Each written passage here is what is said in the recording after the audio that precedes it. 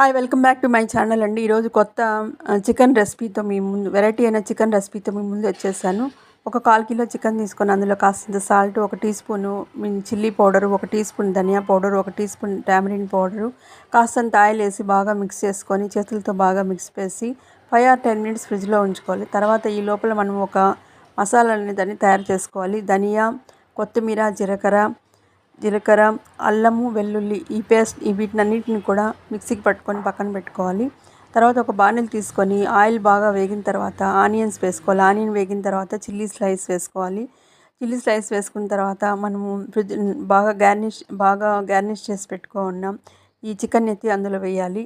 మూత పెట్టేయాలి. ఆల్రెడీ మనం అందులో సాల్ట్ వేసి మనము పెట్టాం కాబట్టి ఆ వాటర్ ఏమి వేయకూడదండి. ఆ సాల్ట్లో ఉండే వాటర్ బయట వచ్చేస్తుంది. అది 7 మినిట్స్ ఉడికిన తర్వాత ఈ పేస్ట్ వచ్చి అందులో వేయాలి. ఈ పేస్ట్ బాగా ఒక 7 మినిట్స్ బాగా బాయిల్ అయిన తర్వాత కాస్తంత పసుపు, తర్వాత చిల్లీ పౌడరు, ధనియా పౌడరు, టామరిన్ పౌడర్ వేసుకోవాలి. అదే మన ఇంట్లో ఉండే గరం మసాలా పౌడర్ కూడా 1 టీ స్పూన్ అనేది వేసుకోవాలి.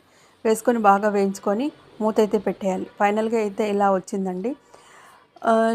టేస్ట్ అయితే అదిరిపోయిందండి. వేడి అన్నంలో ఈ చికెన్ ఇలా నంచుకొని తింటుంటే ఆ టేస్టే వేరేగా ఉంది. గరం మసాలా పౌడర్ నా దగ్గర లేదు కాబట్టి చూపించలేదు. గరం మసాలా పౌడర్ కూడా మీరు వేసుకుంటే ఇంకా టేస్టీగా ఇంకా చాలా బాగుంటుంది. వీడియో నచ్చితే లైక్ చేయండి, షేర్ చేయండి, సబ్స్క్రైబ్ చేయండి. Thank you one and all.